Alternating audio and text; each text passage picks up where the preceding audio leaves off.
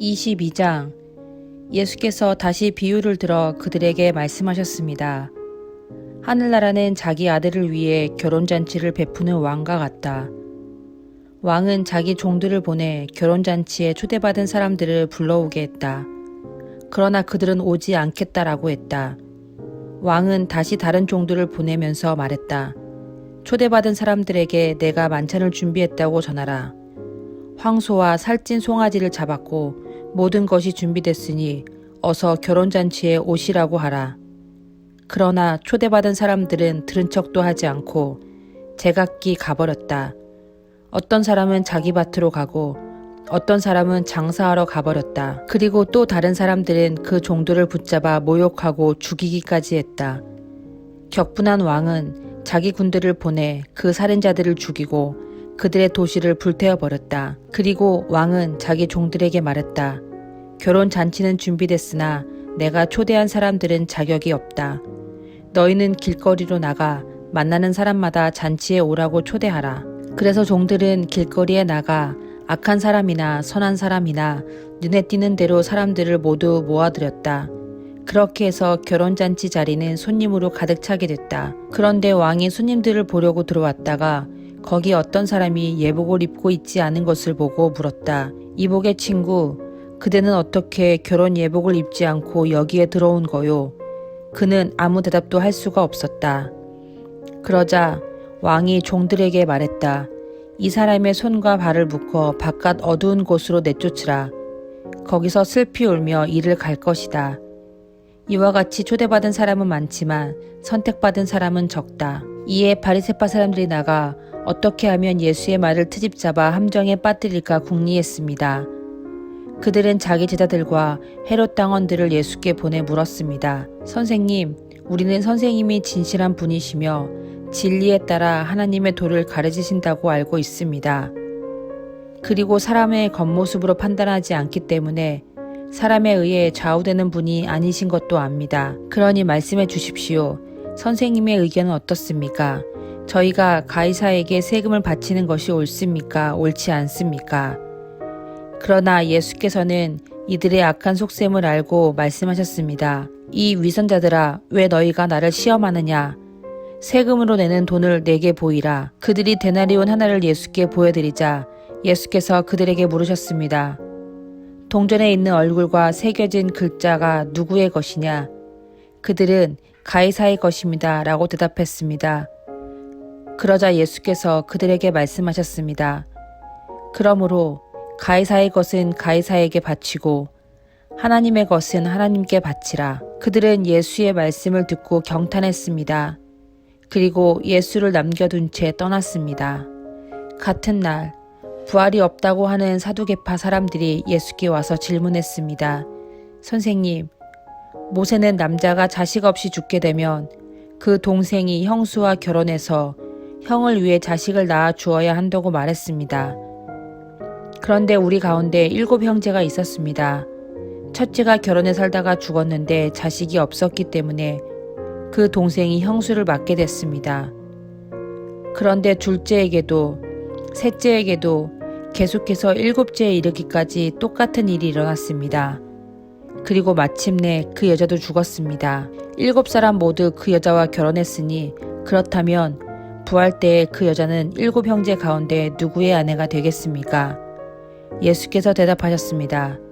너희가 성경이나 하나님의 능력을 모르기 때문에 잘못 생각하고 있구나. 부활 때는 사람들이 시집도 장가도 가지 않는다. 그들은 하늘에 있는 천사들처럼 될 것이다. 그러나 죽은 사람의 부활에 대해 말하자면 하나님께서 너희에게 하신 말씀을 읽어보지 못했느냐.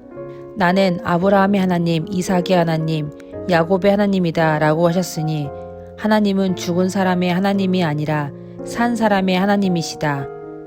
우리가 이 말씀을 듣고 예수의 가르침에 놀랐습니다.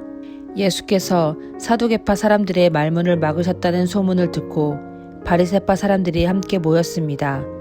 그들 가운데 율법 교사 한 사람이 예수를 시험하려고 질문을 던졌습니다.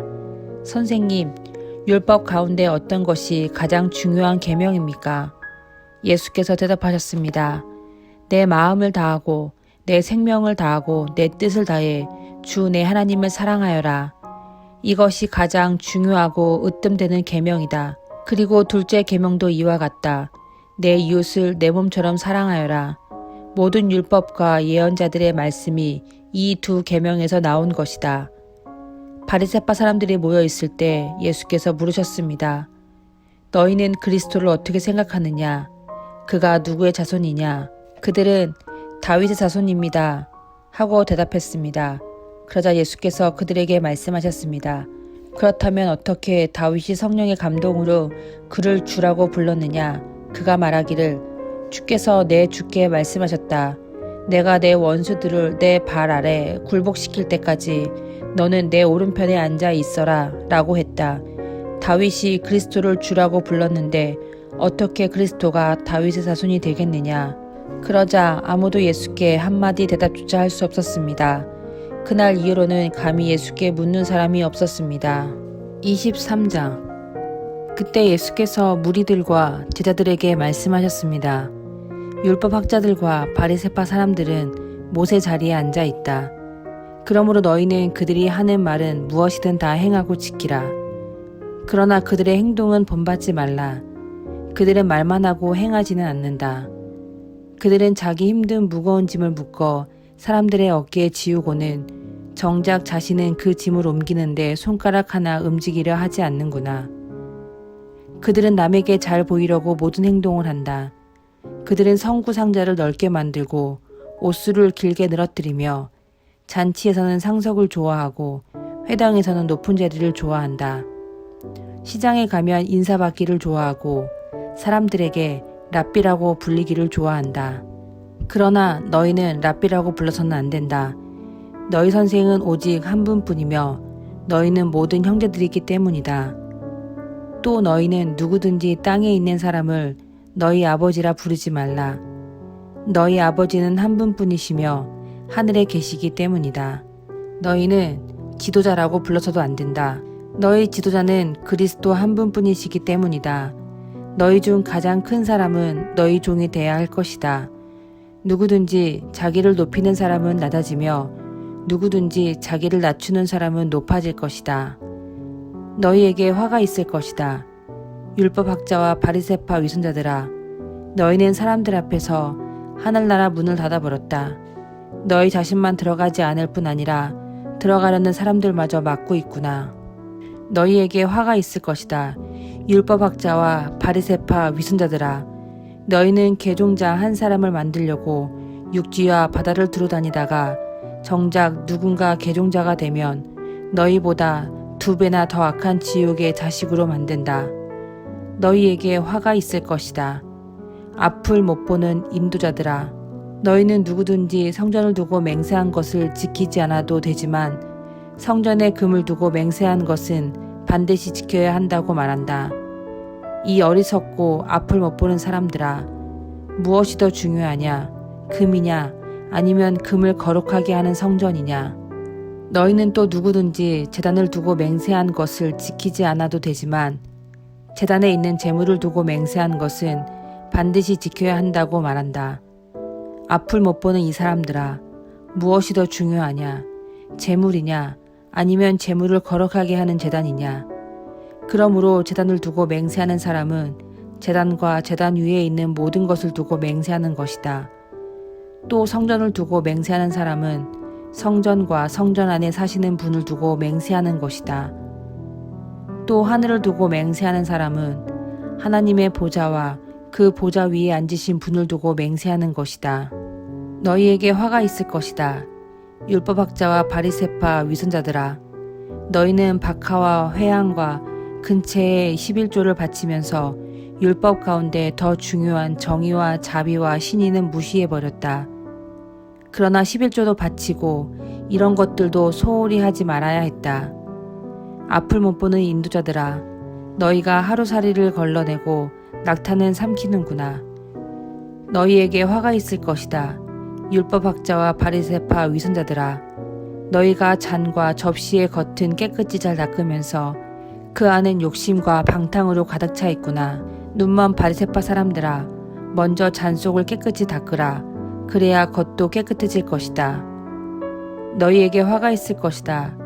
율법학자와 바리새파 위선자들아, 너희는 하얗게 칠한 무덤과 같다. 겉은 그럴듯해 보이지만 속은 죽은 사람의 뼈와 온갖 더러운 것들로 가득 차 있구나. 이와 같이 너희도 겉으로는 사람들에게 의롭게 보이지만 그 속에는 위선과 불법이 가득 차 있다. 너희에게 화가 있을 것이다. 율법학자와 바리새파 위선자들아, 너희는 예언자들의 무덤을 만들고 의인들의 기념비를 꾸미면서 만일 우리가 우리 조상들의 시대를 살았더라면 예언자들을 피 흘리게 하는데 가담하지 않았을 것이다 하고 말하는구나.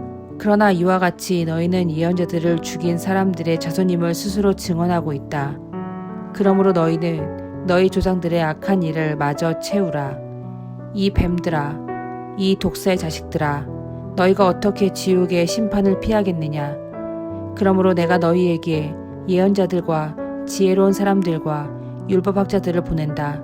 그러나 너희는 그들 가운데 어떤 사람들은 죽이거나 십자가에 못 박고 또 어떤 사람들은 회당에서 채찍질하고 이 마을 저 마을로 쫓아다니며 핍박할 것이다.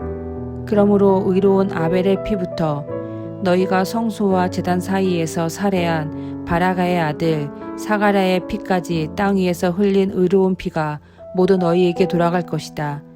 내가 진실로 너희에게 말한다. 이 모든 일이 이 세대에게 돌아갈 것이다. 예루살렘아, 예루살렘아, 예언자들을 죽이고 내게 보낸 사람들에게 돌을 던진 예루살렘아, 암탉이 병아리를 날개 아래 품듯이 내가 내 자녀를 모으려고 한 적이 몇 번이더냐.